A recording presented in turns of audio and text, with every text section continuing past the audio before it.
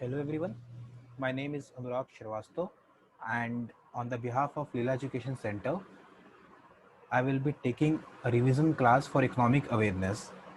This is part 2 of the same revision class. अभी तक हम लोगों ने इंटरनेशनल ऑर्गेनाइजेशन के बारे में एक डिटेल स्टडी की है. Now we are going to study about Indian banking system. So in Indian banking system जो सबसे पहला टॉपिक हमारे सामने आता है that is RBI. The very first topic which we study in Indian banking system is RBI. अब RBI के बारे में आप लोग को एग्जाम पॉइंट ऑफ व्यू से क्या क्या चीज़ें याद रखनी है. एक तो है इसकी स्टैब्लिशमेंट डेट विच इज़ 1935. ठीक है, ये हमेशा याद रखना है 1935. और जो एक्ट था वो था 1934 का. ये दो चीज़ें याद रहेंगी सभी को. This is very important. And after nationalisation in 1949 it become a central bank for India. तो ये दो डिटेल्स याद रखनी बहुत जरूरी है. ठीक है, अब यहाँ पे हम लोग देख सकते हैं कुछ बेसिक नोट्स में आप लोग को बेसिक इन्फॉर्मेशन दे दी गई है, जैसे कि who is the governor, current governor of RBI. ठीक है, इसकी establishment date you don't have to remember this detail. 85 year ago, not very relevant from the point of view of examination.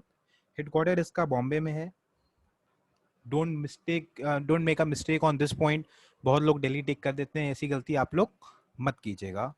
इसके अलावा एक बैंक रेट और interest on reserve rate हमने यहाँ पे लिखा हुआ है, but to be very honest ये रेट्स आपको इस सेशन के लिए याद करने की जरूरत नहीं है, बिकॉज ऑफ द रीजन कि अभी बहुत ज्यादा फ्रिक्वेंट चेंजेस हुए हैं रेट्स में. तो आप पूरे रेट्स बैठ के याद करने या रटने मत बैठ जाइए, बिकॉज इतने ज़्यादा चेंजेस हैं कि हो सकता है कि जो रेट आप आज पढ़ रहे हैं वो अगले 2 दिन 3 दिन में चेंज हो जाए. आप सब लोग जानते हैं कि हमारी जीडीपी इस समय बहुत बुरी तरीके से नीचे गिरी है. मे बी अगले 2 दिन में कोई रिफॉर्म आए और एग्जाम के एक दिन पहले आप वो रेट पढ़ के जाएं जो कि रिफॉर्म के बाद आई होगी. और आपको क्या करना होगा, आपका क्वेश्चन में हो सकता है कि जो ऑप्शंस हो जो प्रिपेयर हुए हो वो और पहले का प्रिपेयर हो रखे हो, तो उसमें वो चेंज वाली जीडीपी या वो चेंज वाली रेट्स दिए ही ना हो. तो इसीलिए एक एडवाइस है कि ये जो रेट्स हैं ये पढ़ने की जरूरत नहीं है. अब हम चलते हैं list of bank in India. अब इन लिस्ट में आपको दो चीजें याद रखनी है. Number one is public banking system and number two is private banking system.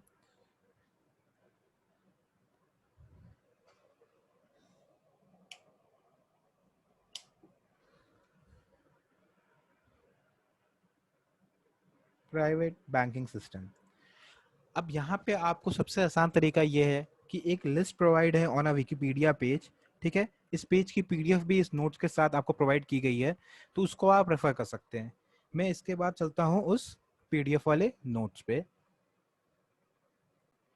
Okay, so now we are on the notes on which is given to you through Wikipedia source. तो आप इसमें देख सकते हो कि इसमें कौन कौन से बैंक के बारे में बात किया होगा.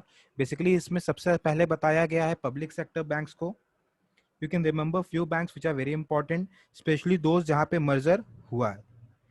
इसके बाद दूसरे नंबर पे आता है वो बैंक जो आपके मार्केट के मेजॉरिटी कह सकते हो कि जिसमें जो मेजॉरिटी शेयर होल्डिंग मार्केट में रखा हो, जो बहुत बड़ा बैंक हो. For example there is bank of India which is a very big bank in India.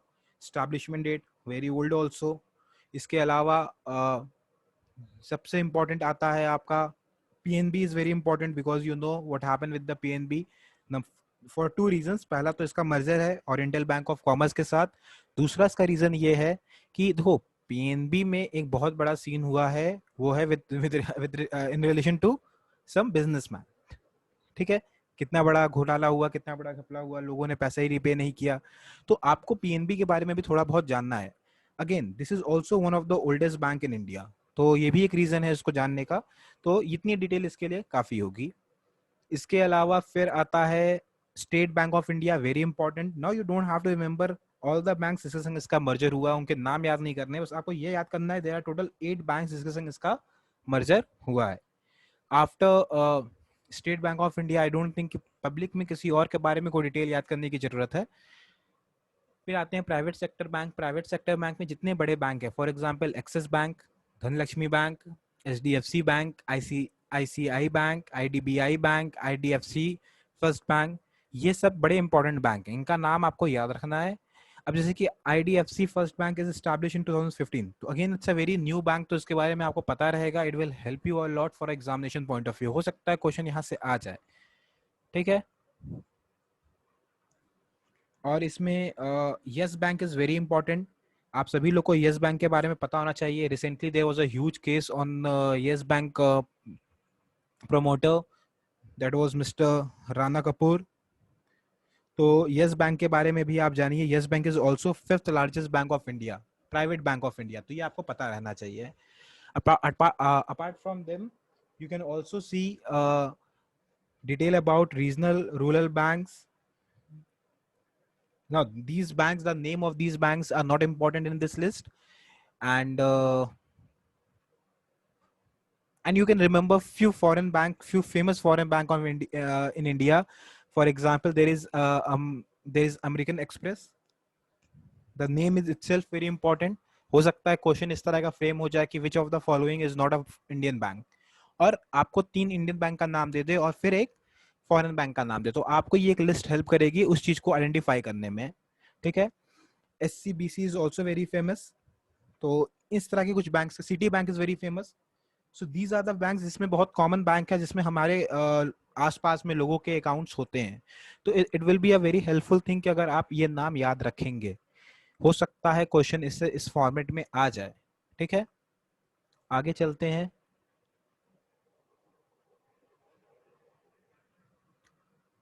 Small banks are not very important. Payment banks are not very important. Cooperative banks, there was one bank, Punjab, and I think the name should be there, Punjab and Maharashtra Bank. It is important because of the reason जो उसके ऊपर restriction लगे थे। You all know कि there was a restriction by RBI on a particular bank, जिसके ऊपर restriction में कह दिया गया था कि भाई देखो ऐसा है कि कोई भी उसमें account holder up to a certain limit, initially वो 1,000 थी, फिर उसको बढ़ा के 50,000 तक पुश किया गया था, and no one can withdraw more money than that limit. तो वो याद करना बड़ा जरूरी है, ठीक है। Now you don't have to limit the reason behind why those kind of restrictions were put by was imposed on the bank. ये याद रखो कि उस पे इम्पोज किसने किया था, उस पे इम्पोज RBI ने किया था। और किस पे इम्पोज किया था? Punjab and Maharashtra cooperative bank. I think the name should be there, name is not mentioned here. Okay, that bank is name is not mentioned here, but वो एक याद रखने वाली चीज वहां पे रहेगी। इसके अलावा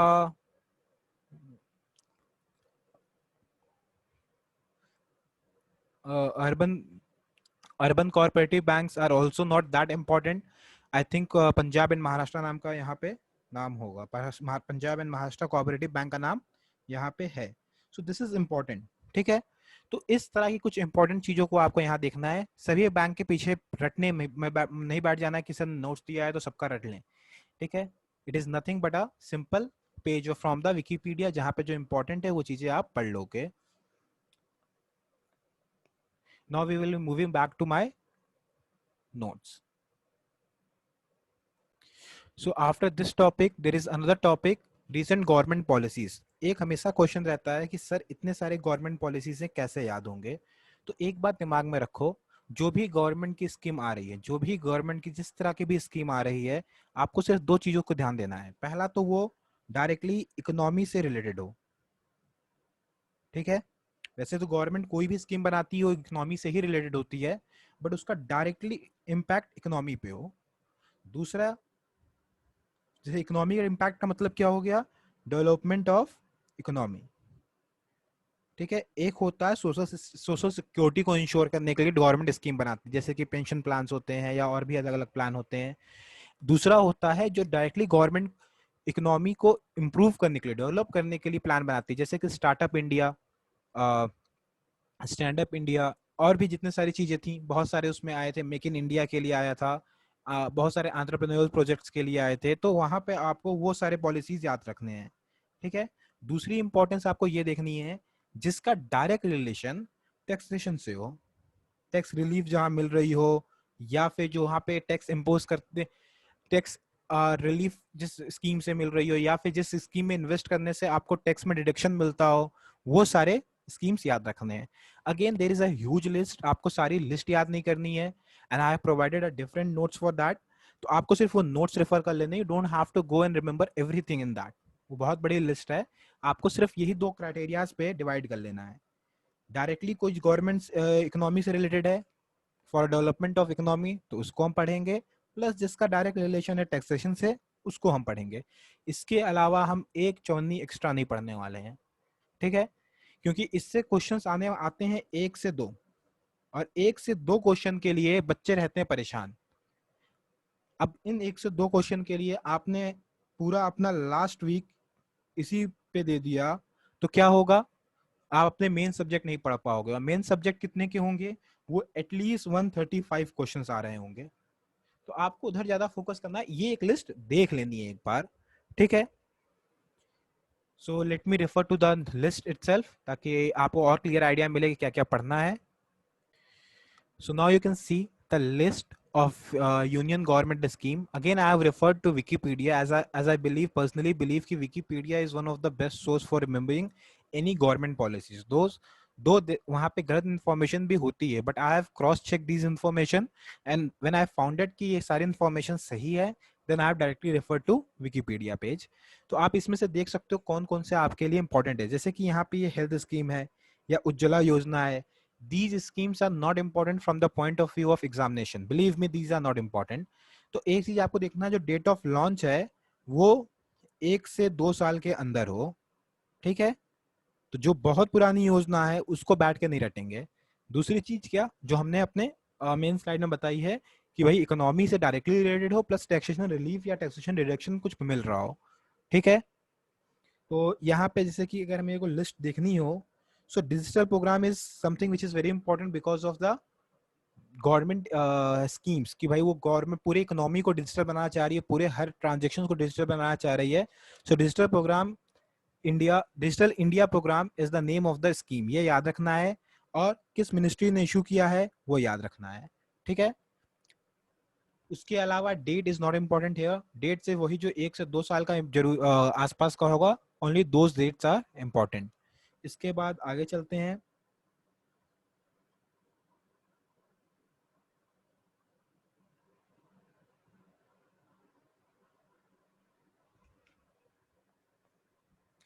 यहाँ पे आप देख सकते हैं जैसे कि ये है Mahatma Gandhi National Rural Employment Guarantee Act, MNREGA. तो ये इंपॉर्टेंट है, ये भी आपको याद रखना। दो it's a very very old scheme, but ये स्कीम रूरल वेज एम्प्लॉयमेंट से है और इसका नाम मनरेगा है, तो ये अपने आप में बड़ा इंपॉर्टेंट है, तो ये याद रखना है आपको, ठीक है। इसके अलावा if we will go through the list, we will find some more names. For example there is one more name, now you can see this thing which what I was talking about earlier, जो national pension scheme है, ठीक है, it is for the pension. Now pension is a social security kind of a thing. These schemes or these program by a government are not that important from the examination point of view, तो उस पे हम लोग ज्यादा focus नहीं करेंगे BHU के लिए। और भी योजनाएं हैं बहुत सारी, हम लोग फटाफट देखते जाते हैं लिस्ट को।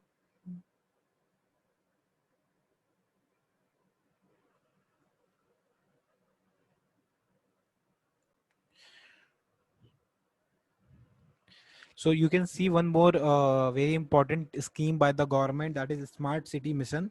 तो इसमें एक recent news ये है कि Varanasi was ranked 6th in the Smart City list. तो ये चीजें बेसिक चीजें आपको याद रखनी है, ठीक है। इसके अलावा you can you can see some policies here which are very important. This particular policy is very very important, ठीक है। ये हमेशा याद रखना है, किस मिनिस्ट्री ने इशू की है, प्लस डेट, एंड प्लस किस लिए है। ये एंटरप्रेन्योरशिप के लिए है, ये डायरेक्टली रिलेटेड है हमारे कॉमर्स फील्ड से। तो ये स्टैंड अप और स्टार्टअप इंडिया प्रोग्राम हमें याद रखना है, ठीक है। इसके अलावा Ayushman Bharat, we all know it's a medical insurance kind of a scheme, ठीक है। इसको हेल्थ के लिए इशू किया गया था और ये स्कीम भी बड़ी इंपॉर्टेंट है। इसके अलावा गरीब कल्याण रोजगार अभियान, so this is also very important. It was launched on 20 June 2020। तो ये याद रखना है बस, इससे ज्यादा आपको बैठ के स्कीम्स या और कोई प्रोग्राम रटने की जरूरत नहीं है। आप एक बार लिस्ट में सारे प्रोग्राम्स को देख सकते हैं, उनके पर्पस को देख सकते हैं, वो आपकी चॉइस है, बट इससे ज्यादा इंपॉर्टेंट मेरे हिसाब से और कुछ नहीं है। कुछ और योजनाएं जैसे कि प्रधानमंत्री भारतीय जन अनुसंधान सॉरी अनुसंधि केंद्र, उसके अलावा प्रधानमंत्री योजना योजना, नेशनल फूड सिक्योरिटी मिशन और प्रधानमंत्री कुशल विकास योजना। तो ये से बहुत सारे योजनाएं हैं जिसके बारे में आप बेसिकली थोड़ी मोड़ी चीजें देख सकते हैं। ठीक है, now we are going back to our notes. So the next government policy which took place in a recent past was merger of banks. This was very important. This is very important topic. So basically merger क्या होता है पहले हम आपको ये समझा देते हैं. Merger is nothing but a concept कि वहाँ पे एक कंपनी या एक एंटिटी को दूसरे एंटिटी के साथ मर्ज कर दिया जाता है, जिसमें पहली एंटिटी अपना एग्जिस्टेंस खो देती है और सिर्फ सेकंड एंटिटी जिसके संग मर्ज हुआ है उसकी एंटिटी रह जाती है. So recently government has announce mega merger for PSU banks. ठीक है, पब्लिक सेक्टर बैंक्स के लिए बहुत बड़े बड़े कह सकते हो मेगा मर्जर्स किया गया है. बहुत सारे बैंक्स को मर्ज करके 4 बैंक्स में कन्वर्ट कर दिया गया है. ये कौन कौन से बैंक थे? सबसे पहले है oriental bank of commerce and United bank of India. इनको मर्ज किया गया किनके साथ? पीएनबी के साथ. Now there is no Oriental Bank of Commerce or United Bank of India. There is only PNB on for all three. ठीक है, इसमें जो इंपॉर्टेंट इंफॉर्मेशन है वो ये है कि इन्होंने second largest public sector create किया है after state bank of India because of this merger. ठीक है, इसके बाद है सिंडिकेट बैंक, जिसको मर्ज किया गया है कैनरा बैंक में. ठीक है, और ये बन गए हैं 4th largest public sector banks. Now this is not very important, second तो इंपॉर्टेंट है, फोर्थ तो कोई याद नहीं रखता है. Indian bank was merge with Allahabad bank, so there is no Indian bank in existence now, and Union Bank is merged with Andhra Bank and Corporation Bank. ठीक है, so there is no Andhra Bank and Corporation Bank, there is only Union Bank of India. तो इन सभी को 1 अप्रैल 2020 से क्या कर दिया गया? मर्ज करके 4 बैंकों में क्रिएट कर दिया गया. If you will count the number of banks, there will be, you will find that there are 10 banks in total. और इन 10 बैंक को मिला के कितना बना दिया गया है? अब 1. ठीक है, क्लियर है सभी को? अगर ये बात सभी को क्लियर है तो please right yes in the chat box. So I hope सभी को ये चीजें क्लियर हो गई हैं डिटेल में. ठीक है, कुछ और डिटेल्स आपको यहाँ पे प्रोवाइड कर दिए गए हैं. तो आफ्टर मर्जर सिर्फ देयर विल बी 12 पीसीयूज, 6 ऐसे हैं, 6 मर्ज bank and 6 independent public sector banks.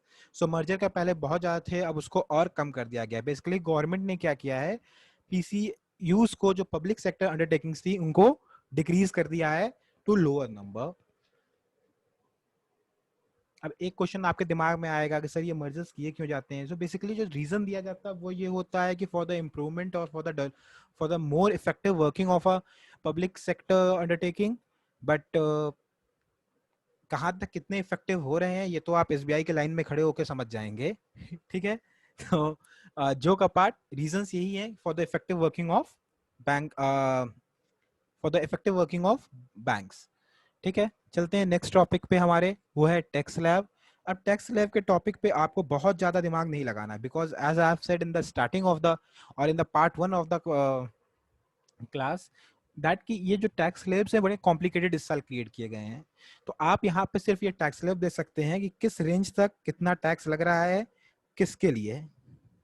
ठीक है, बस इससे ज्यादा नहीं. असेसमेंट ईयर आपका अगर 21-22 है तो क्या लगेगा, 20-21 है तो क्या लगेगा, ये याद कर लेंगे काफी है. इसके अलावा एक और आया है टैक्स स्लैब, वो है special tax rate for individual and HUF. तो ये याद करना, इसमें बड़ी बाइफर्केशंस हैं. इसमें आपकी इतनी ज्यादा बाइफर्केशंस हैं कि इसको याद करते करते से दुखने लगेगा. बेसिकली जो पहले हमारे सिर्फ 4 डिविजन्स होते थे उसको इंक्रीज करके टोटल 1 2 3 4 5 6 7 डिविजन्स कर दिए गए हैं. So now the tax slab or the tax regime has become very complicated. तो ये एक आप याद कर सकते हैं, आपके लिए बड़ी हेल्पफुल रहेगी। थोड़ी चीजें आप जीएसटी के लिए जान लीजिए। जीएसटी में आपकी जो जीएसटी है वो 3 जगह पे डिवाइड होती है, 3 तरीके से आपके ऊपर लेविड होती है, लगती है। पहला क्या है? सेंट्रल जीएसटी, स्टेट जीएसटी और इंटीग्रेटेड जीएसटी। ये आपके 3 अलग अलग डिवीजन, या एक तरह से आप कह सकते हैं कि इन 3 अलग अलग लेवल पे ये लेविड या लगती है। ठीक है। इसके लिए जो रेट्स हैं वो नोटिफाई किए जाते हैं after recommendation of GST council. ये बड़ा इंपॉर्टेंट है। इसके चेयरपर्सन का नाम आपको याद रखना जरूरी है। ठीक है। आगे चलते हैं। Multiple rates. मल्टीपल रेट्स क्या है? इसमें जीरो रेट मेंशन नहीं है, आप जीरो रेट भी दिमाग में रखेंगे। फिर 5%, 12%, 18% और 28%। और जो इसमें जो भी लिस्ट, इनके लिस्ट में जो भी गुड्स आया सर्विसेज आते हैं वो आते हैं on the recommendation of GST council. Previous years में एक बार ऐसा हुआ है कि जीएसटी काउंसिल के चेयरपर्सन का नाम पूछा है, तो उसको हम लोग अभी देख लेते हैं क्या है। बट पहले ये देखना जरूरी है किस किस ऐसे ऐसे गुड्स हैं जिनके ऊपर जीएसटी नहीं लगता है। So there is petroleum crude, उनके ऊपर जीएसटी नहीं लगता। जब आप पेट्रोल लेने जाते हैं या डीजल लेने जाते हैं, उनके ऊपर जीएसटी ना लग के ओल्ड टैक्स रिजीम या इनडायरेक्ट टैक्स रिजीम लगता है। इसके अलावा हाई स्पीड डीजल तो मैंने बता दिया, पेट्रोल हो गया, natural gases, aviation of turbine fuel और एल्कोहलिक लिकर, इस पे भी कोई जीएसटी नहीं लगता है। क्लियर है आप सभी लोग को ये पॉइंट? आई डोंट बिलीव कि जीएसटी में से ज्यादा चीजें याद करने की जरूरत है। ठीक है। किसी को कोई क्वेश्चन है तो पूछ ले। एक चीज हमेशा याद रखिएगा, GST council is always headed by a finance minister. Right now who is the head of GST council? It is Nirmala Sitharaman. ठीक है। निर्मला सीतारमन। ठीक है। सो अगर आपको इतनी डिटेल अब पता है तो आई पर्सनली बिलीव कि एग्जाम के लिए आप लोग गुड इनफ प्रिपेयर्ड हैं for this section. Again, there is no surety कि सिर्फ इतने से ही क्वेश्चन आएगा। क्वेश्चन और भी आ सकते हैं और भी फॉर्मुलेट हो सकते हैं। ठीक है। तो मेरी आपसे सिर्फ ये एक रिक्वेस्ट है कि क्वेश्चन पढ़ने से पहले आप ये समझिए कि क्वेश्चन पढ़ा क्यों, या उसको, उस टॉपिक को पढ़ा क्यों जा रहा है। मैंने स्टार्टिंग में बताया है, आपको सिर्फ 3 ग्राउंड्स बना के पढ़ाई करनी है फॉर करंट अफेयर्स, या आप कह सकते हैं इकोनॉमिक अवेयरनेस। इसका पूरा पूरा टॉपिक का नाम अब बदल चुका है, there is no current affair any more in BHU entrance. पर आपको ये याद रखना है कि हो सकता है कि on a given bad day pattern आपके ही टर्न में चेंज हो जाए। तो क्या सर इसके लिए बैठ के हम अब जीके पढ़ें? मेरी रिकमेंडेशन से नहीं। हम लोग हमेशा लेटेस्ट ट्रेंड को फॉलो करते हैं, मगर फिर भी आप जितनी भी इकोनॉमिक रिलेटेड न्यूज हैं उनकी हेडलाइंस एक बार जरूर देख लीजिए। यू नेवर नो कब कहां से क्वेश्चन आ जाए। अभी मैंने सिर्फ और सिर्फ पब्लिक सेक्टर मर्जर के बारे में बताया है। There are number of mergers taking places in private sector also. ठीक है। तो ये सारे पॉइंट्स भी आपको याद रखने जरूरी होंगे। कुछ बेसिक इन्फॉर्मेशन, जैसे कि for example we all know कि Idea and Vodafone got merge. तो ये इस तरह की कोई प्राइवेट सेक्टर में भी अगर आपको मर्जर पता चल रही है, उसको रखिए अपने पास। It is practically impossible to cover all the mergers and all such news in a one class, one revision class especially. So it's my humble request कि अपने आप की अपनी पढ़ाई को आप एक इंसर्कल कीजिए, एक दायरा बनाइए और उस दायरे के अंदर रह के पढ़ाई कीजिए। That will help you a lot. So this was my last session for BCom entrance. आप में से किसी को कोई भी डाउट हो, you may ask me, you may ask Ankit sir also. Those who are watching this video from any other sources, बेटा please अगर आपको कोई डाउट हो, you are always free to call us. And from my side, all the best. I will be always there for you all. जब भी जो भी help चाहिएगी हम जरूर हेल्प करेंगे। ठीक है।